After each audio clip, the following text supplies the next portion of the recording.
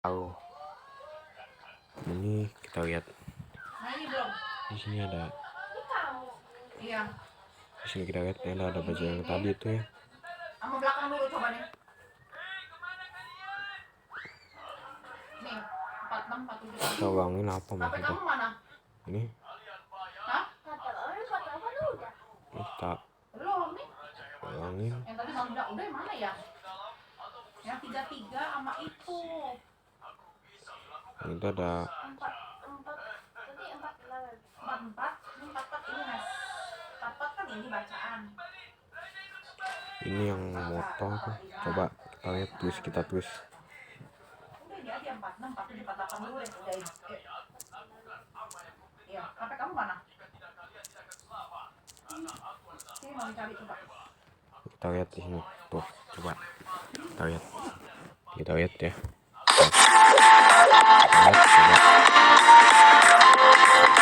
Sini kan.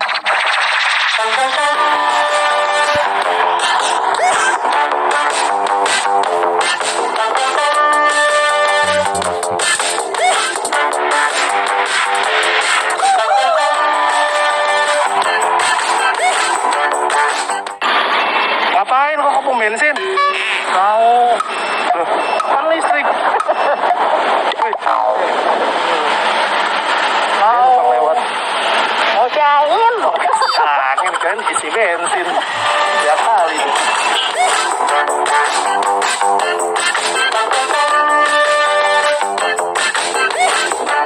Akhirnya teman-teman, Gesit, motor listrik buatan Indonesia. Yang kita lama banget ya nunggunya ya. Terakhir saya ketemu motor ini di IMS tahun lalu.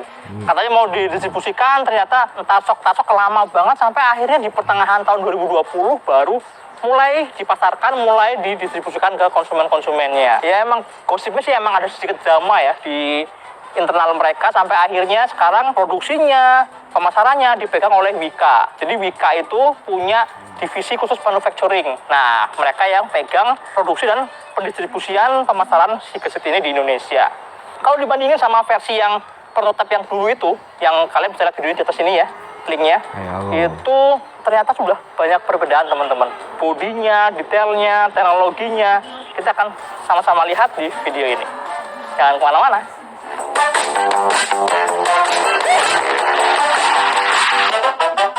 Oke deh, pertama kita ngomongin desainnya dulu. Desainnya sebenarnya sama terus kayak yang lama, cuma detailnya cakep sini, tapi sambungan-sambungan bodinya apa semua bagus banget ya. Wajar ya, karena Wika Manufacturing itu sebenarnya kan salah satu vendor komponen-komponen otomotif untuk mobil dan motor gitu kan. Jadi ya wajar kalau mereka bisa bikin yang kualitasnya bagus ini. Desain nggak ada jauh beda, cuma finishingnya aja. Paling masukan ya kalau buat desain paling ini nih, di bagian tengah sini nih, plastik ini udah bagus, cuma polos banget teman-teman. Sebenarnya kalau misalnya dikasih kayak motif-motif kayak karbon atau kayak honeycomb gitu mungkin lebih cakep ya, lebih keren gitu, biar kelihatan lebih sporty gitulah. Terus di depan ini, di bawahnya ini ada lampu DRL sekaligus lampu sen. Lampu sennya keren, kalau nyala dia kayak gerak gitu, kayak jalan gitu, set kayak mobil mewah Eropa gitulah. Karena ada suaranya. Ini ngingetin banget itu sama motor-motor zaman dulu ya. Cuma kalau menurut saya sih nggak jadul ya. Kalau di motor listrik ini karena sama sekali nggak ada suaranya, ini jadi salah satu fitur penting sih. Kalau lagi belok, orang di sekitar kita jadi aware nih kalau ternyata ada kendaraan listrik yang lagi mau lewat. Bener-bener sunyi, sepi banget yang motor ini. Di gang-gang gitu emang agak ngagetin kadang-kadang. Terus turun lagi ke bawah, ini ada lampunya yang deket pakai proyektor LED, nyalanya terang. Dan lampu jauhnya terang banget. Kalian bisa langsung lihat nih kayak gini nih nyalanya.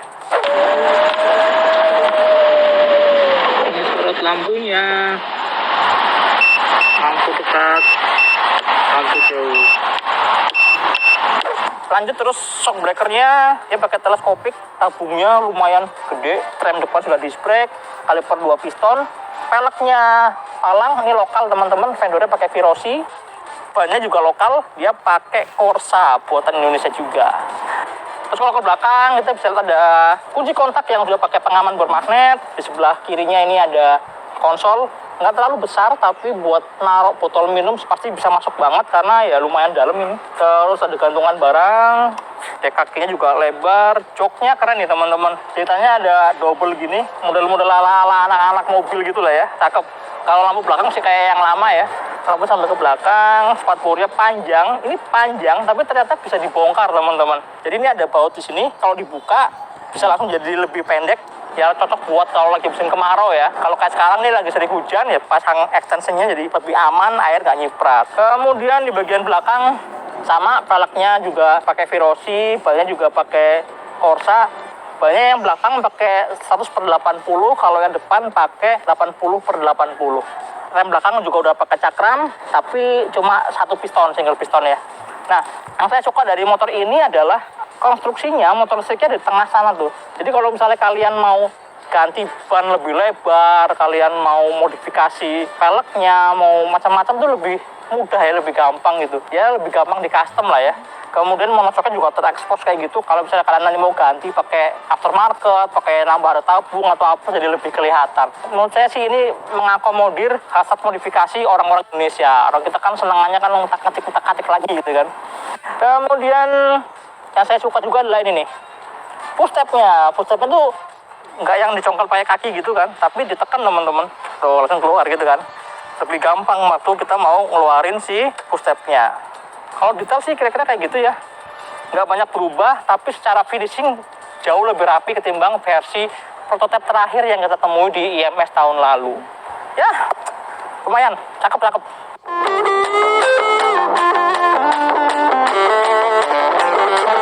Nah gitu teman-teman, sekarang kita ngomongin langsung ke esensinya motor ini adalah penggerak listriknya. Dan kita flashback dulu kali ya, flashback gimana cara kerjanya motor listrik. Motor listrik itu kan sebenarnya memindahkan energi listrik ya dari PLN apa dari mana lah gitu, dipindahin ke sini listriknya, ditaruh di baterai. Baterainya kalau di sini ditaruh di bawah jok. Nah dari sini teman-teman, ini baterainya, kemudian disimpan di situ. Dan ketika kita lagi mau jalan pakai motor ini, kita buka gas. Nah input dari bukaan gas itu kemudian dibaca oleh controller. Controller akan memerintahkan baterai menyalurkan listrik sesuai dengan permintaan kita kan. Kemudian dipakai untuk menggerakkan dinamo, dinamonya menggerakkan roda belakang. Motor akhirnya bisa ngacir, bisa jalan. Nah, kita pertama lihat baterainya dulu deh. Baterainya ini gede banget teman-teman, lihat nih. Saya lepas dulu ya, ada soketnya di sini. Ini bisa dilepas. Nah, nih. So, gede ini beratnya 8 kilo. Jadi kalau kalian mau fitness gitu, lumayan sini bisa buat gedein tricep. Berat banget, gede, dan ini komponen utama di motor ini lah ya. Ini manufactured by Wika Industri Manufacture untuk gesit ya. Tipenya dia Li-ion 72 volt 19,4 ampere hour. Baterai ini bisa di-charging teman-teman. Ngecasnya bisa langsung dari motor. Kalau di motor itu colokannya di depan sini. Atau kalian bisa juga bawa baterai ini ke dalam rumah, charging di dalam rumah kalau misalnya parkiran motornya jauh gitu kan. Atau misalnya di kantor juga bisa kayak gitu. Baterainya bawa ke ruangan lalu colok gitu kan. Ini dari kosong, dari benar-benar nol itu butuh waktu sekitar 3 jam sampai charging full 100% ya. Nggak terlalu lama sih, ini udah lebih baik ketimbang yang klaimnya versi prototipe zaman dulu. Cuma realnya waktu kita lagi ngecas 3 jam itu sudah full di sininya nih, di indikator di baterainya. Jadi di sini ada indikator baterai juga di sini. Kapasitas baterainya bisa langsung kelihatan tanpa kita harus menyalakan si indikator di motornya. Atau ketika lagi di charge di dalam rumah, kita juga bisa langsung mengira-ngira udah penuh atau belum. Sampai 3 jam semua barnya full hijau. Tapi sampai si chargingnya ini bener-bener berkedip hijau yang artinya sudah penuh, itu butuh waktu sekitar 3,5 sampai 4 jam. Baterainya kalau menurut saya sini udah lumayan canggih ya. Dia bisa memproteksi kalau misalnya ada overcharging, ada over discharge. Kalau misalnya kita ngecas nih semalaman gitu lupa gitu, dia nggak bakal kembung lah ya, karena begitu udah full dia akan otomatis langsung memutus arusnya. Terus juga dia colokannya ini juga keren teman-teman. Colokannya ini kutubnya ini bukan kayak kutub kayak aki gitu ya, tapi dia udah smart konektor gitulah. Karena di sini ada konektor lagi yang kecil ini 4 titik ini buat kayak mengidentifikasi ini bener nggak ya colokannya mengeluarkan arus apa enggak gitu. Jadi sudah dipikirin sedemikian rupa lah secara safety-nya. Terus apalagi yang kalian mau tahu dari baterai ini? Oh ini life cycle chargingnya 1000 kali. Jadi setelah 1000 kali bukan langsung mati, tapi ya dia akan langsung menurun lah kemampuan baterainya. Ya kalau misalnya klaimnya full bisa buat 50 km, ya kira-kira 50 kali 1000 kali charging sekitar 50.000 km ya. 50.000 km kalau misalnya motor normal 1 tahun itu 10.000 bisa sampai 5 tahunan lah. Harganya masih agak mahal sih, sekitar 7 jutaan. Ya emang agak berbeda ketimbang yang dulu di IMS ya. Waktu awal-awal itu kan harganya 5 jutaan tuh, sekarang ternyata naik jadi 7 juta. Jadi ternyata memang ada pengembangan ya, ada teknologi yang lebih baru yang digunakan di baterai saat ini. Tapi jangan khawatir karena pihak Gesit sendiri meyakini bahwa nantinya 2, 3, 4 tahun kemudian pasti harga baterai akan lebih murah. Spesifikasi seperti ini bisa jadi akan harganya tinggal 2 juta, tinggal 1,5 juta gitu kan. Atau misalnya tetap nih harganya tapi jarak tempuhnya makin jauh gitu kan. Itu yang pertama, baterainya berat sekali. Oh ya teman-teman, di sini juga ada 2 slot sih sebenarnya. Ada 2 slot baterai ya. Jadi kalau misalnya satu baterai bisa buat 50 km, kalau misalnya kalian merasa kurang nih bisa tambah satu lagi, jarak tempuhnya bisa 100 km. Terus kita yang berikutnya ngomongin kalau controller sama baterai management system nggak kelihatan teman-teman karena ada di bagian sini nih. Ada di bagian tengah sini. Terus ini ada motor listriknya di sini teman-teman. Motor listrik ini dari Pindad yang kalian tahu lah, bikin tank, bikin senjata gitu kan. Mereka juga bikin motor listrik buat Gesit. Motor listrik ini speknya BLDC motor ya, jadi brushless DC motor. Dan kekuatannya dia 2 kW, tapi bisa up sampai 5 kW. 5 kW itu kalau kita lagi di mode sport, di gaspol, dia bisa sampai mengeluarkan tenaga sampai segitu. Cuma emang boros banget baterainya. Tapi kalau buat jalan normal, ya dia akan kekuatannya sekitar 2 kW lah, 2 kW ya. Powernya kecil teman-teman, dia cuma sekitar 6 horsepower, tapi torsinya gokil, torsinya 30 Nm. Itu yang bikin kalian kalau nanti nyobain motor ini ya, itu pasti yang kerasa banget hentakan torsi awal itu enak pokoknya, jambak-jambak naik gitu. Cuma hebatnya biarpun mengentak-hentak, tapi awalnya itu nggak ngagetin, smooth. Ini beda sama motor-motor listrik yang murah-murah itu ya. Dan rasanya ini kayak naik motor listrik yang harganya udah di atas 50 jutaan lah, 40, 50, 60 jutaan. Waktu di awal dibuka tuh gasnya smooth banget, baru tuh habis itu kerasa tuh tarikan awalnya tuh torsinya kerasa. Biarpun cuma di awal aja, karena memang torsi besar itu cuma dari 0 sampai 2000 sekian RPM. Makanya bener-bener cuma di putaran rendahnya aja. Kalau atasnya sih ya so-so lah ya, nggak terlalu menghentak banget, tapi sesuai klaimnya. Klaimnya sih Gesit ini bisa melaju sampai 70 km per jam. Biarpun sebenarnya ya bisa lebih sih sebenarnya kalau baterainya lagi dalam kondisi yang optimal gitu. Oh iya teman-teman, posisi motor listriknya itu ada di atas, di bagian atas kan. Beda sama motor-motor listrik yang motor listriknya biasanya ada di hub atau di tromol. Keuntungannya apa dengan posisi seperti ini? Yang pertama nih, kalau kena hujan, lewatin genangan gitu ya, banjir gitu, nggak langsung tergenang tuh si motor listriknya, jadi lebih aman. Terus yang kedua, kan di Indonesia tuh jalanan rusak banget ya, banyak jalanan rusak, banyak lubang gitu. Nah ketika ada benturan kayak gitu ya, jadi motor listrik itu nggak langsung kena goncangan, tapi diredam dulu oleh suspensi. Harapannya motor listrik jadi lebih awet ketimbang yang ada di hub atau di tromol. Lalu penggerak belakangnya dari motor listrik ini ke roda belakang pakai belt. Beltnya ini menarik juga teman-teman. Ini beda sama rantai. Kalau rantai itu kan ada kerenggangan ya, jadi ada jarak main di sini kan. Dia harus ada jarak renggang berapa mili gitu kan. Tapi kalau di Gesit ini pakai belt ini nggak ada teman-teman. Ini kalau dipegang bener-bener tegang banget, pas gitu ya. Tahu nggak kenapa? Kenapa yang di Gesit ini bisa dibikin setegang itu? Karena nih kalau kalian perhatiin, as lengan ayunya sama as gear depan itu sejajar sama. Jadi gerakan lengan ayun dan roda itu dia akan selalu sama, akan selalu sejajar dengan gerakan si beltnya. Kalau rantai, kalau di motor-motor sport itu kan as rodanya ada di tengah, gear depannya maju lagi, gear belakangnya benar-benar di belakang kan. Jadi waktu swing armnya bergerak, dia nggak sinkron sama si gear depannya kan. Kadang-kadang harus tegang, kadang-kadang harus kendur, tegang, kendur gitu kan. Nah itu yang bikin di rantai dia butuh ada space. Tapi kalau di motor ini dia nggak perlu karena as swing arm sama as gear depan sejajar sama. Paling nanti kalau misalnya sudah mulai kendur, sudah mulai agak mulur ya udah memang harus langsung ganti. Kira-kira kayak gitu. Itu spesifikasinya. Mahal apa enggak ya? Dengan spesifikasi kayak gini harganya 27,5 juta. Kalau menurut saya sih nggak mahal-mahal banget ya, karena ada beberapa yang motor listrik merek-merek lain dengan spek baterai segitu juga, dan motor listriknya juga sampai 5 kW, harganya malah ada yang sampai 40-50 juta gitu kan. Jadi kalau menurut saya sih harga 27,5 juta untuk motor ini ya masih wajar-wajar aja sih. Biarpun memang tidak semurah yang kan banyak tuh, ada yang harganya cuma 5-10 juta itu kan, 5 juta sampai 10 juta juga ada motor-motor listrik. Cuma memang spesifikasinya pasti beda, menentukan spesifikasinya. Kemudian yang menarik lagi teman-teman dari motor ini adalah waktu kemarin saya ngobrol sama teman-teman di Gesit itu, semua pada bilang nih, pakai motor ini kalian cuma cukup uang Rp2.000 aja udah bisa jalan sejauh 50 kilo. Wih, kok menarik ya?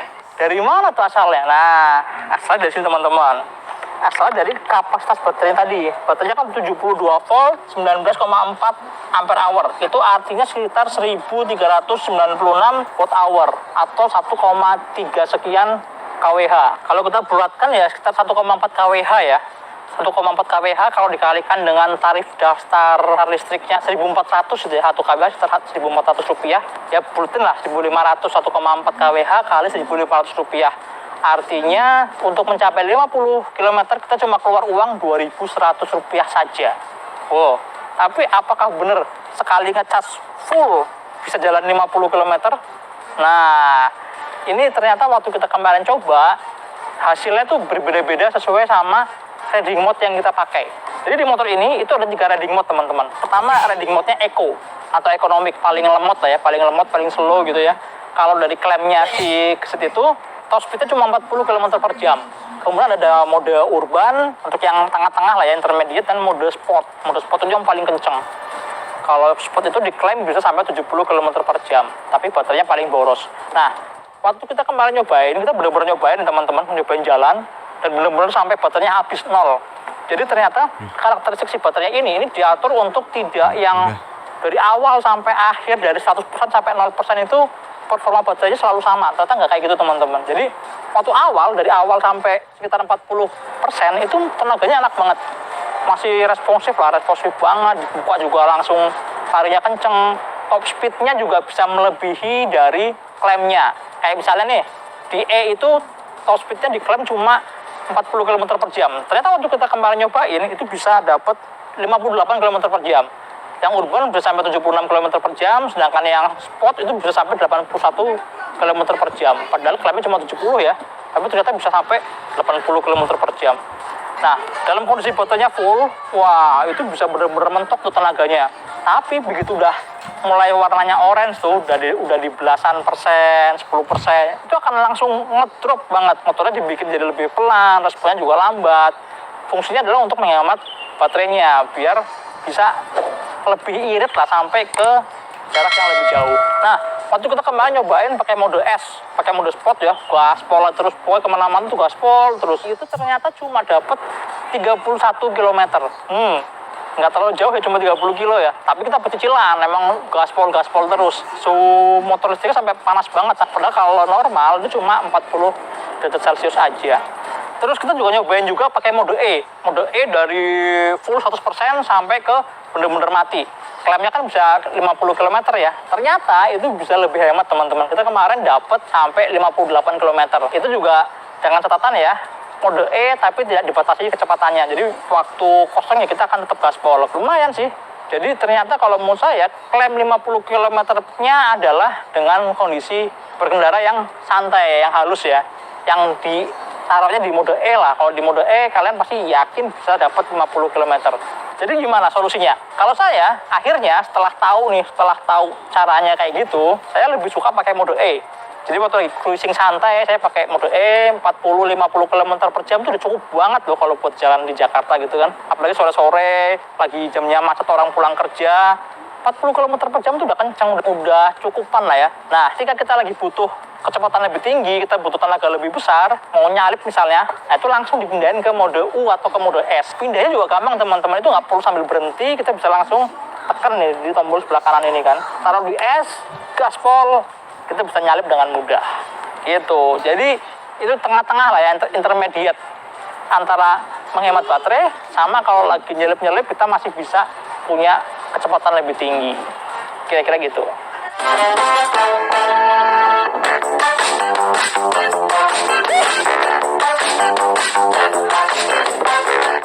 teman-teman, sekarang kita lihat panel indikatornya. Ini cakep loh isinya. Dan ada sedikit perubahan ketimbang versi sebelumnya, versi prototipe yang kita lihat di IMS tahun lalu. Sini. Nah ini teman-teman nih speedometernya full digital. Udah gitu dia adaptif ya, jadi kalau misalnya siang-siang ini jadi warnanya putih ini. Cuma kalau malam gelap, biar nggak silau, dia berubah jadi warna hitam. Ada sensornya di sini teman-teman nih. Sensor ini kalau kita tutup, dia menganggap kita gelap. Berubah, nah jadi hitam kan. Ini kepake banget kalau lagi jalan malam-malam, jadi nggak terlalu silau. Terus isinya ini ada speedometer. Speedometernya ada 2 model ya, pakai bar sama pakai angka. Ada odometernya. Ini ada baterai, tegangan baterainya, ada range.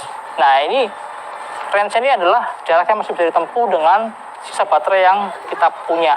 Cuma ini nggak bener-bener real teman-teman. Range-nya ini bener-bener ngikutin si baterainya. Baterai tinggal 50% ya, berarti range-nya masih bisa 25 kilo. Padahal kayak tadi udah dijelasin di awal ya, jarak tempuh itu kan sangat bergantung pada gaya berkendara, kecepatan, bobot, terus riding mode yang kita pakai gitu kan. Jadi range-nya masih bisa 20 kilo, tapi kalau kita pakai S paling cuma 5 kilo udah habis gitu kan. Bisa jadi kayak gitu. Terus bawahnya ada jam digital, ada engine temperatur nih kalau normal 45 derajat. Kalau kita pakai S kebut-kebut kencang terus, top speed terus itu bisa 60 sampai 70 derajat. Terus di bawah ini nih ada indikator lampu sen. Terus engine check, ini indikator parkir, ini S ini adalah indikator untuk riding mode-nya. Jadi riding mode-nya ada 3 macam teman-teman. Dari yang paling bawah ya, ini Eco, Urban, dan Sport. Yuk kita sama-sama lihat ya, top speed-nya berapa sih kalau di standar tengah nih, tanpa ada beban. Ini kita bisa mengasumsikan sebagai limitnya tiap riding mode yang disetting oleh gesetnya. Kita cobain riding mode-nya E. 56 km per jam. Terus kalau kita pindah ke urban 81 km per jam. Kita pindah ke sport 65 km per jam. Tanpa beban ya. Ini berisik banget ya. Iya emang berisik banget teman-teman. Jadi di motor ini nih, kalau mau menjalani motor ini, jadi yang pertama lawan adalah kita kunci kontak dulu nih. Kunci kontak on, kompornya sudah on. Kalau di motor listrik yang biasanya umumnya, ini udah bisa langsung jalan nih. Kalau yang murah-murah, motor listrik murah udah bisa langsung jalan. Tapi di beberapa motor listrik yang udah mahal-mahal itu dikasih starter ya, kayak dikasih tombol lagi bentuk safety. Nah, kita harus pencet rem dan tekan tombol starter di sini. Nah, ini artinya udah on, ini sudah bisa ready digunakan. Udah bisa jalan tuh. Cuma sama kesit ditambahin suara teman-teman. Tujuannya apa? Biar kita aware nih kalau kita lagi berhenti di lampu merah, berhenti sebentar di depan warung misalnya, kita aware bahwa motor ini udah di dalam kondisi ready untuk jalan. Jadi meminimalisir kemungkinan tiba-tiba gasnya dibuka, motornya lompat, kira-kira kayak gitu. Cuma kalau berisik ya matiin dulu aja, matiin. Nanti begitu lampu traffic light-nya sudah hijau, dinyalain lagi. Kira-kira kayak gitu teman-teman. Terus fitur lainnya, ini dalam dekat lampu jauh tadi indikatornya ada Bluetooth dan ada logo map. Bluetooth artinya ini motor speedometernya bisa dikoneksikan ke smartphone Anda. Nah teman-teman nih kayak gini nih tampilan aplikasinya. Apa aja yang bisa dilihat? Kita bisa lihat baterai status tuh lengkap kan, kondisi baterainya good atau enggak gitu kan. Ini malah ada 2 baterai sih, 2 baterai kalau misalnya dua-duanya kepasang ya, ada slotnya gitu kan. Suhu baterainya kepantau, terus sisanya ada berapa kWh, estimasi jaraknya juga bisa dipantau. Terus jarak tempuh, ada mode pengemudinya, ada diagnostik nih. Ini kita bisa lihat nih, kita jalan berapa lama, terus temperaturnya, inverter temperatur, terus kerusakan. Itu bisa kebaca semua nih. Ada inverter over temperatur, motor over temperatur, apa segala macam. Lalu ada parking status karena lagi parkir, makanya on gitu ya, ketahuan juga. Kemudian navigasi. Ini sayangnya teman-teman masih under development. Jadi di versi yang dijual masal ini malah justru under development. Padahal harusnya navigasi ini mapnya tuh ada di sini teman-teman. Di sini keluar gambar petanya, ngarahin kita kemana, kanan kiri gitu. Cuma kayaknya nanti buat yang next facelift ya. Gosipnya sih mereka memang masih ada sedikit kendala sama regulasi ya, karena katanya kan nggak boleh mainan handphone, lihat map di motor ya saat kita lagi berkendara. Makanya mungkin masih disempurnakan lah, atau mereka lagi menyiasati gimana caranya regulasinya biar tetap legal dan aman digunakan oleh pengendaranya. Satu lagi, ini ada logo R teman-teman. R ini artinya gigi mundur nih ya motor ini. Motor ini bisa mundur. Caranya gampang banget teman-teman. Ini kalau kita udah ready ya, udah on gitu, kita ngegasnya sambil tekan tombol R di sini. Tombol R ini ditekan sambil putar gas. Set, otomatis mundur tuh. Kita mundur pelan-pelan 2 km per jam, 3 km per jam gitu kan. Kecepatannya emang dibatasin. Jadi nggak bisa yang kencang-kencang banget karena bahaya juga ya mundur terlalu kenceng. Ini fungsi banget buat mama di parkiran atau parkir di tempat yang nggak datar, miring. Jadi nggak perlu narik-narik, dorong-dorong, bisa menggunakan fitur ini. Ayo, kita sama-sama cobain nih. Lihat nih ya, gimana kalau saya mundur pakai motor ini.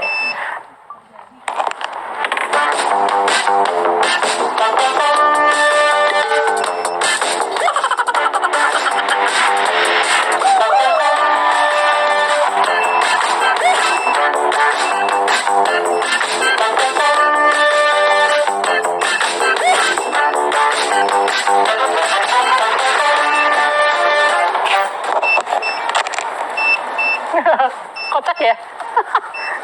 Jadi emang gitu teman-teman, susah sih buat ngimbangin gigi mundurnya itu, karena ya kan kita jarang ya bisa balance mundur gitu kan, kecuali kalian stunt rider gitu, freestyler gitu kali ya.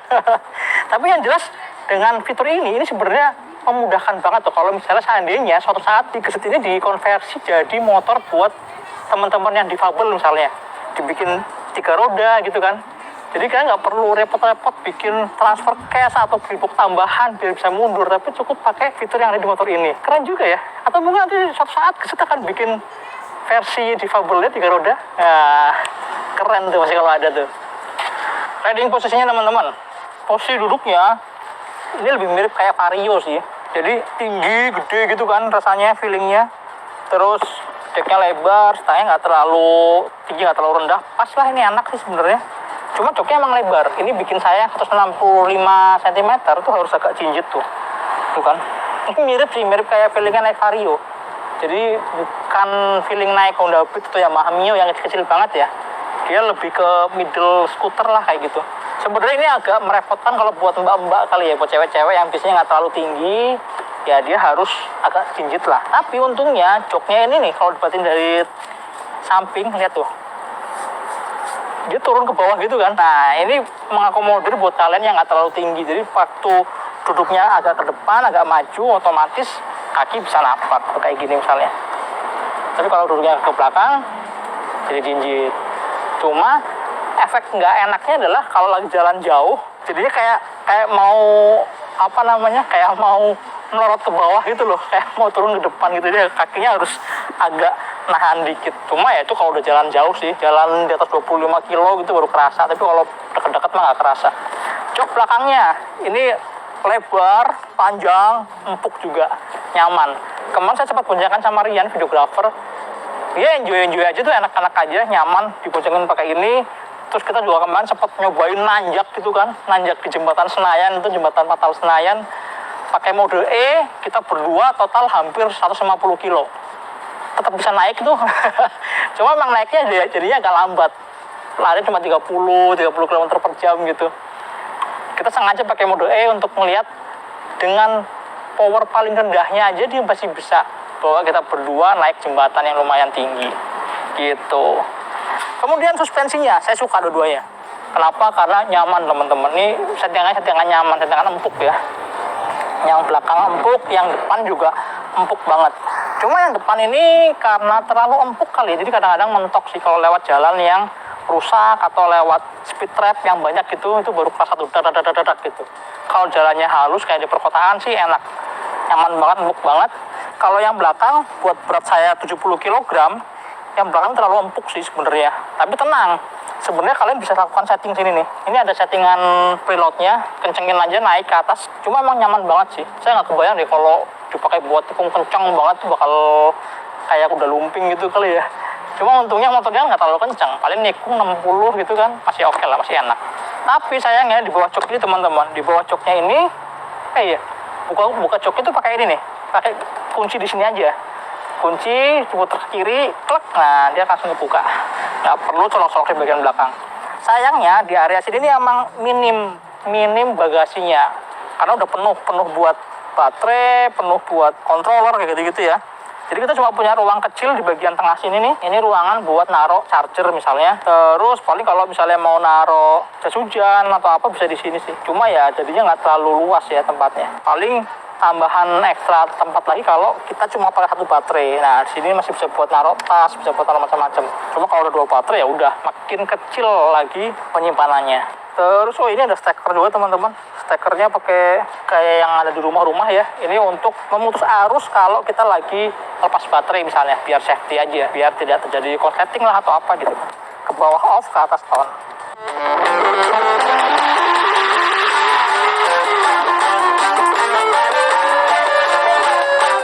Oke teman-teman, kira-kira itu jalan-jalan kita bersama Gesit, motor listrik buatan Indonesia. Mudah-mudahan ini menjawab rasa penasaran kalian, juga rasa penasaran saya sih. Lama banget ya nungguin, akhirnya ada juga motornya gitu kan. Kalau secara ongkos operasional, tadi hitung-hitungan kasarnya, memang lebih murah daripada motor bensin. Oke juga ya, tapi nggak juga sih teman-teman, karena masih tetap ada beberapa hal yang menjadi kekurangan motor listrik di Indonesia. Misalnya nih, jarak tempuhnya, dia cuma 50 km, dan setelah 50 km, kita harus charging selama 3 jam. 3 jam tuh lama loh, kalau dibandingin sama 15 menit ngisi bensin di pom bensin kan, iya kan? Nah itu, kalau saya sih berharapnya nanti suatu saat akan ada swap baterai gitu ya. Jadi kayak beli gas LPG, beli air mineral yang galonan gitu. Jadi tinggal tuker, kita langsung bisa jalan lagi. Atau ya solusinya kita beli baterai 2, jadi bisa menempuh jarak yang lebih jauh.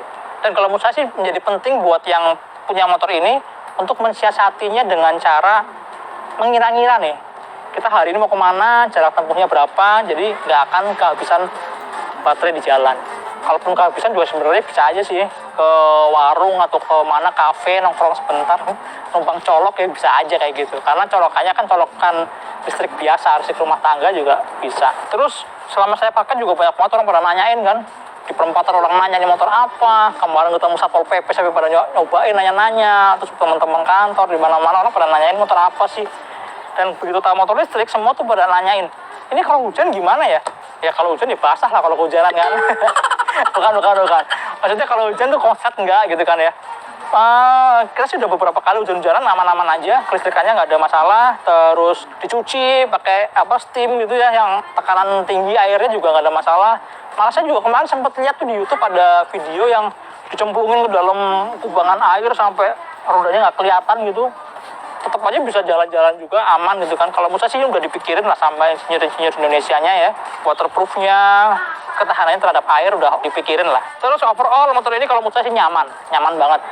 Nyaman, suspensinya nyaman, nggak ada suara, nggak ada polusi suara kan. Terus responnya, torsinya juga gede, menghentak-hentak gitu kan awalannya.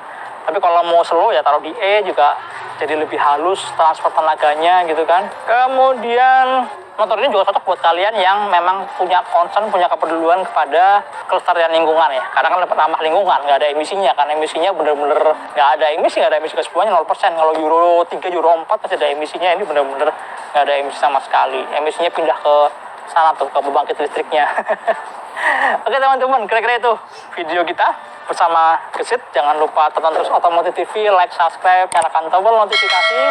Follow juga Instagramnya otomotif_tv, dan tonton juga YouTube channel kita yang baru Motor Second, khusus untuk membahas motor-motor bekas berkualitas. Sampai jumpa di video berikutnya. Dadah.